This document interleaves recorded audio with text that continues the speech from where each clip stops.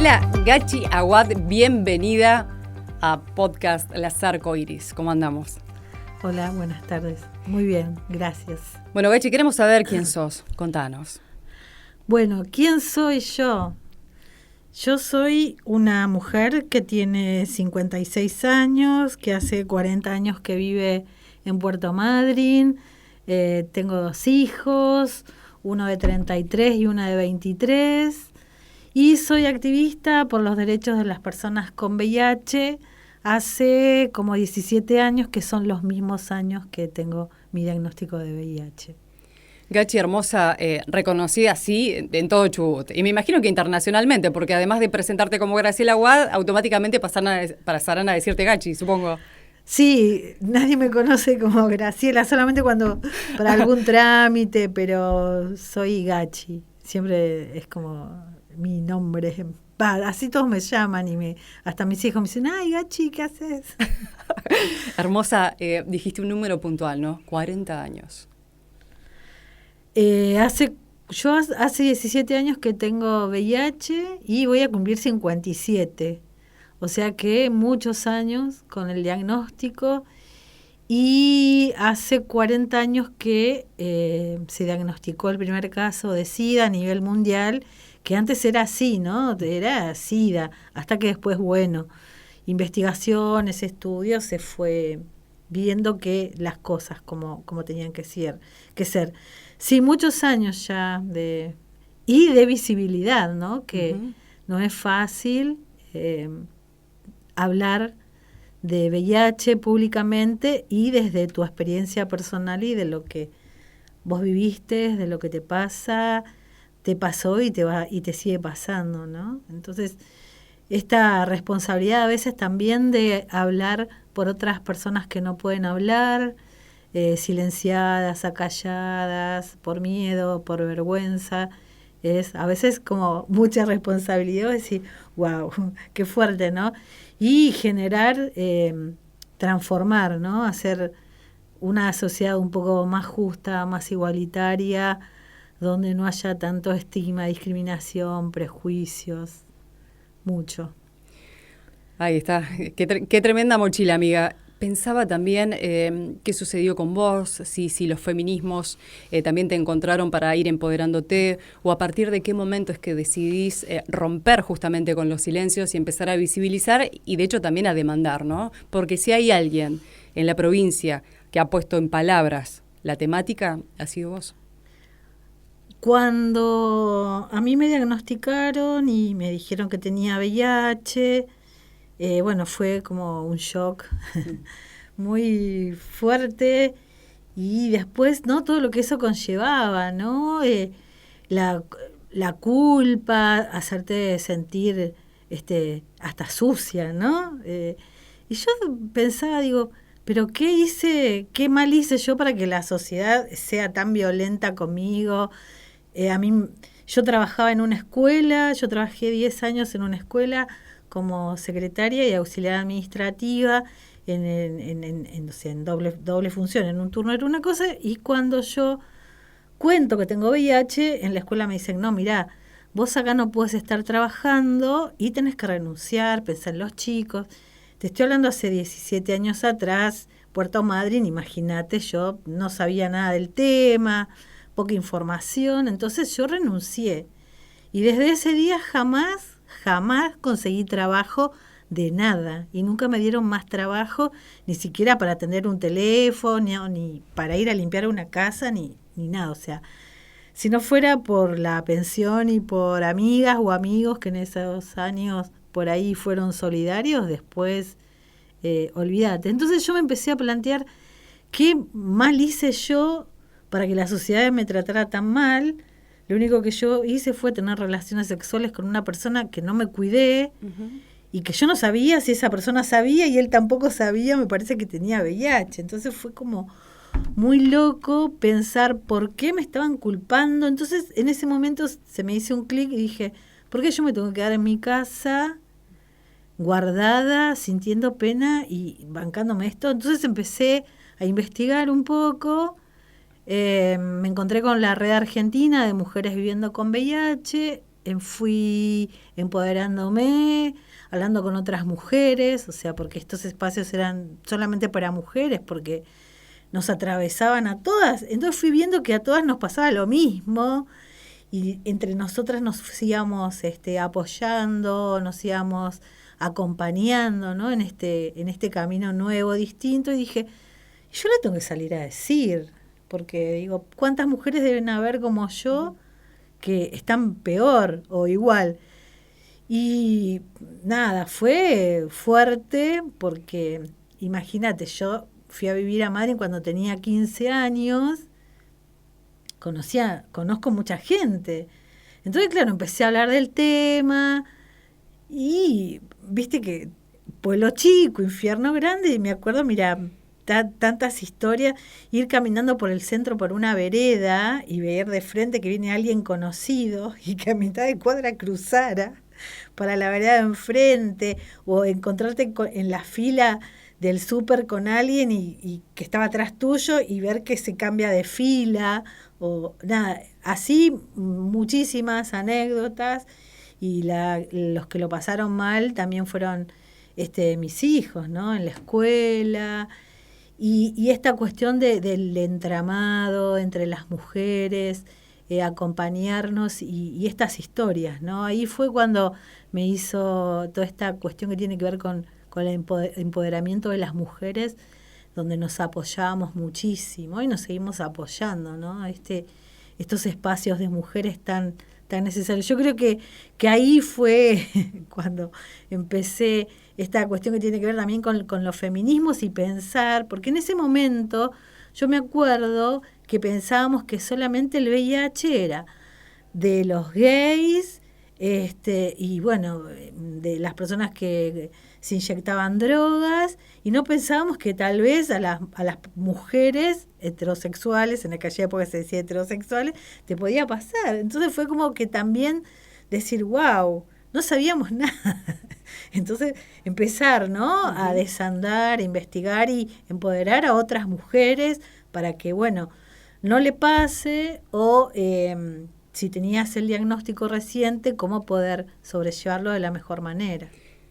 Pensaba también, digamos, además de todo este trabajo, el hecho de poder sostenerse y abrazarse y escucharse, porque definitivamente digo que poder hacerle frente, ¿no?, a todo esto, a toda una sociedad llena de crueldad y desconocimiento, porque está la ignorancia absoluta, esto que contás, ¿no?, de personas que se cruzaban de calle, pero digo, hoy en la actualidad, con todas estas herramientas adquiridas, digo, y apropiadas, ¿cuál es la responsabilidad de la sociedad allí?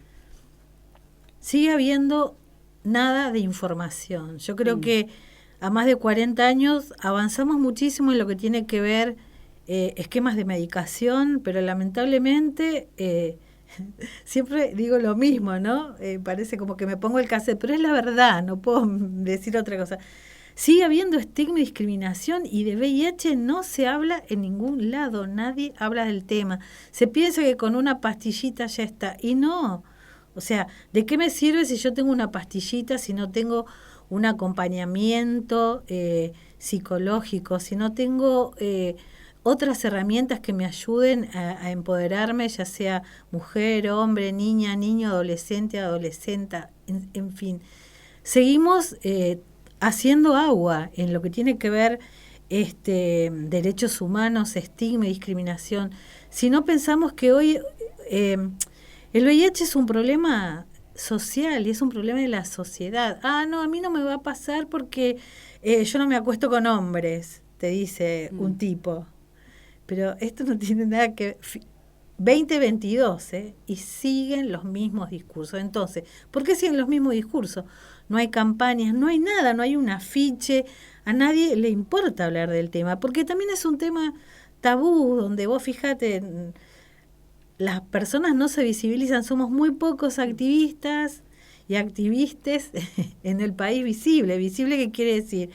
Hablar y decir, mira, yo tengo VIH, formo parte de una organización y reclamamos esto.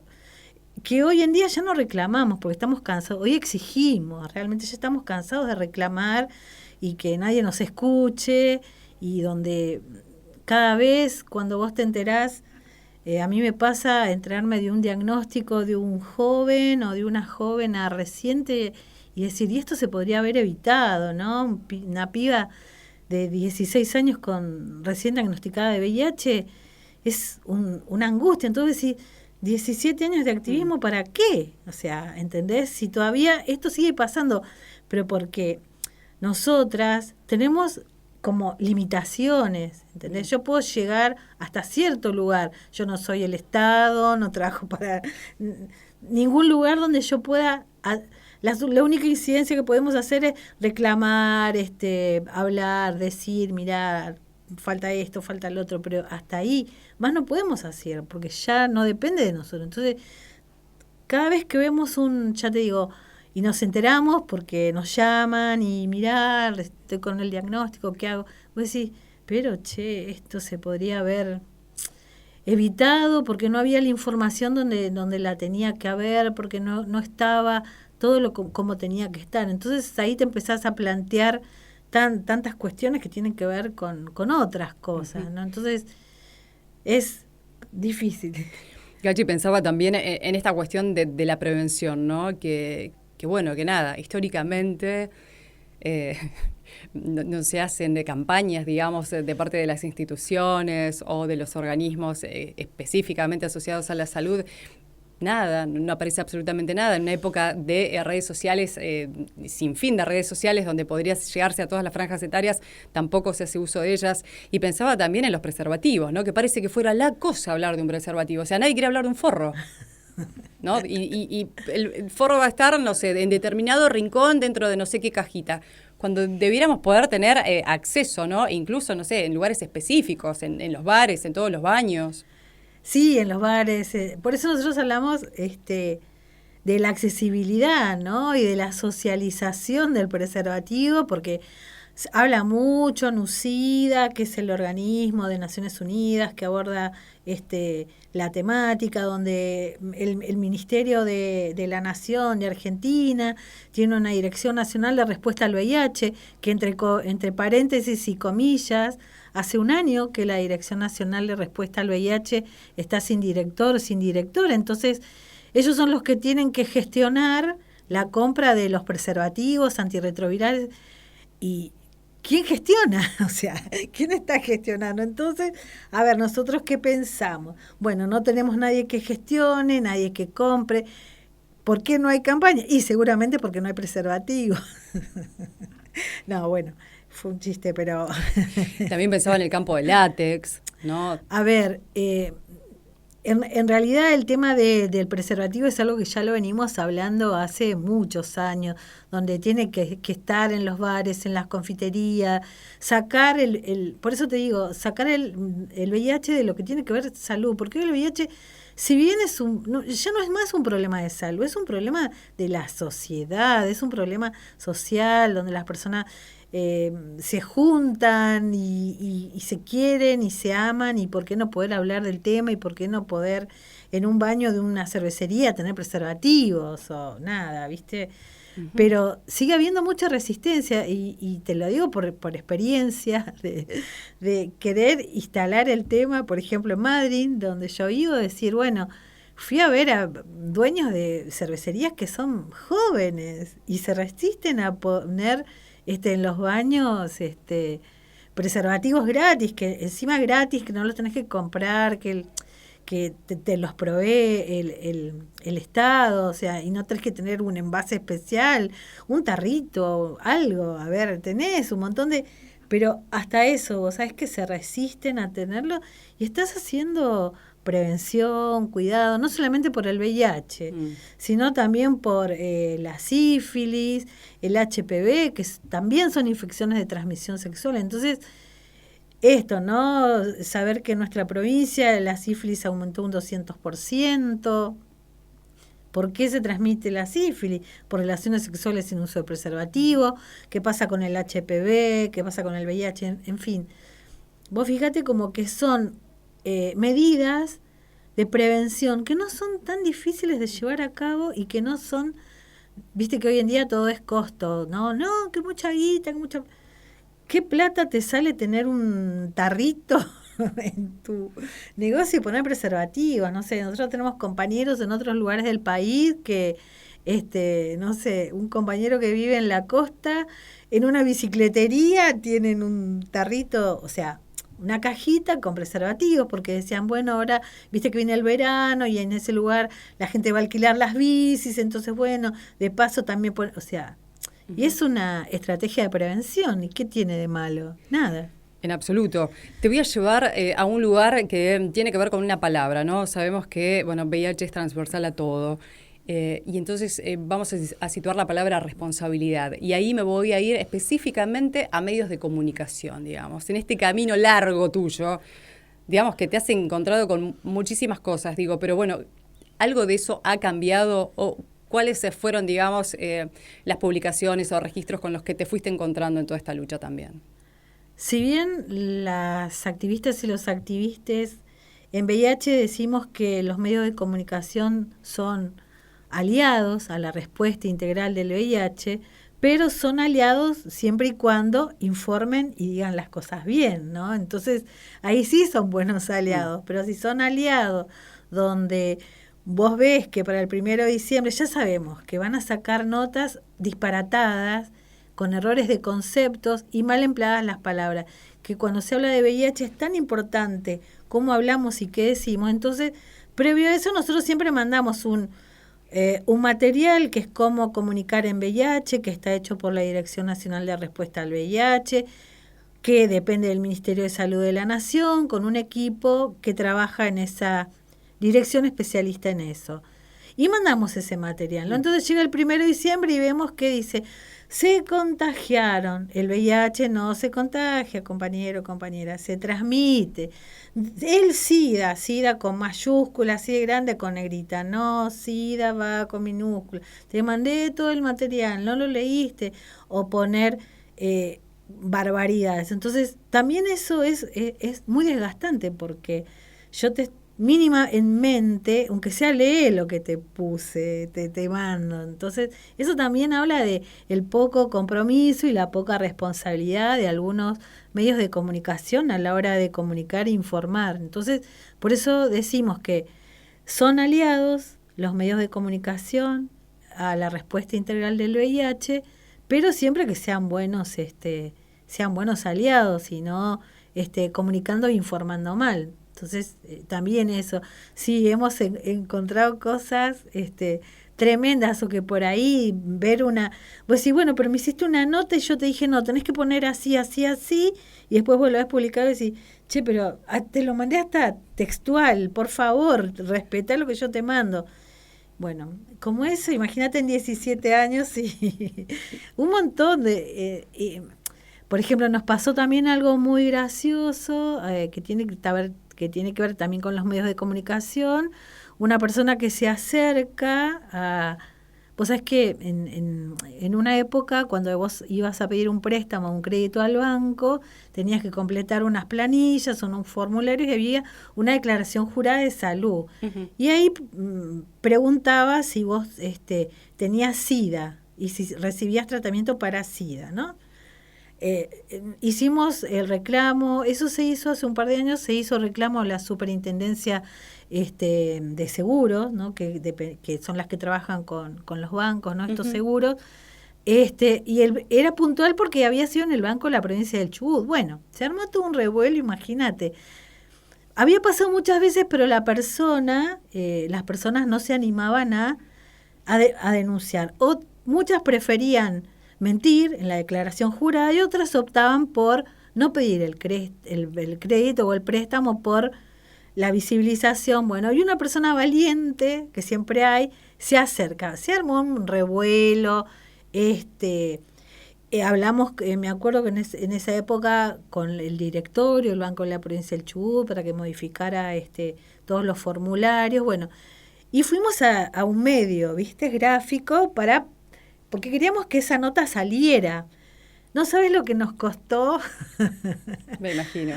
Lo que nos costó para que nos quisieran poner, o sea, subir la nota, porque era realmente un trabajo súper importante de incidencia, donde y encima se habían violado leyes, porque la Ley Nacional de SIDA, que se llama así, la que tenemos vigente en la Argentina, que es la 23.798, habla justamente de la confidencialidad del diagnóstico, y esas planillas estaban incumpliendo una ley.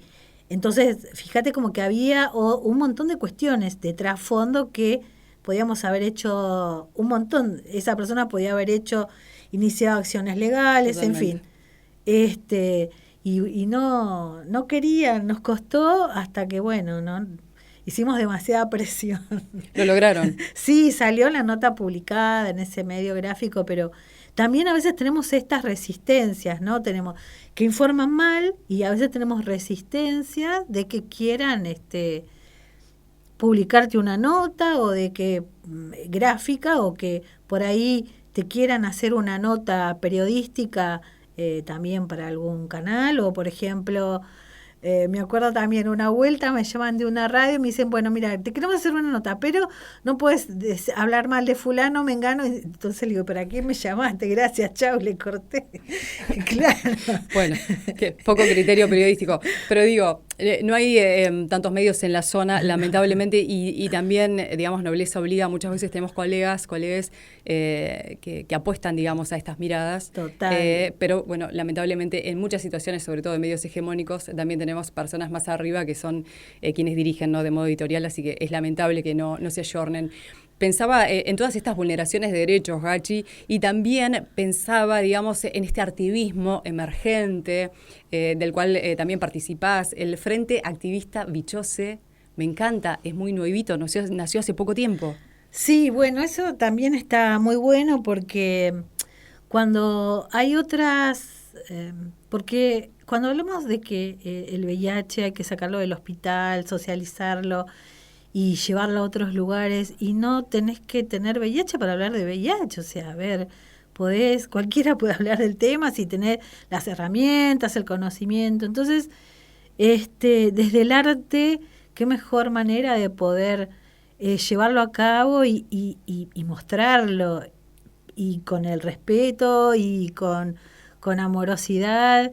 Y bueno, y ahí la Rolinari, yo creo que fue como un antes y un después, ¿no? Porque tanto supongo que para ella, como para muchas mujeres que se animaron, fue como, me acuerdo que esa experiencia fue como muy complicada, porque había una muestra que hizo Ro, algo estaba trabajando, tenía que ver con los discursos, ¿no? Porque siempre hablaba con ella, siempre hablábamos, pero no habían otras voces, que las otras voces tienen que ver con el miedo, la vergüenza, el estigma, la discriminación.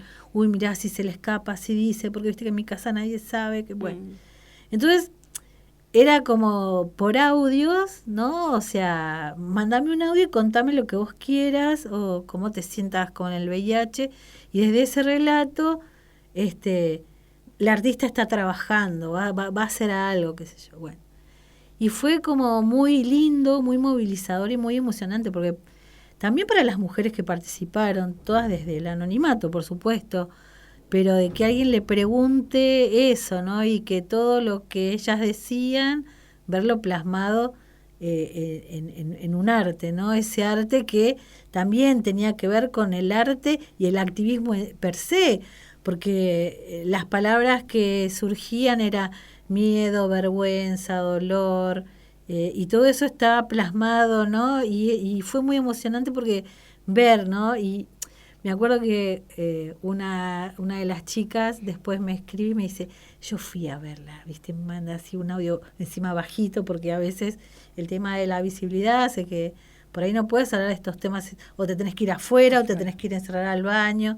Y dice, yo fui a verlo, así bajito. Y me emocioné, salí llorando. O sea, y esas cosas son como que vos decís, movilizan, ¿viste? Ay, Me encanta. Sí, te escucho y también les contamos que Rosana Linari es una artista visual de la hostia, docente, amiga amorosa, que también, ¿no?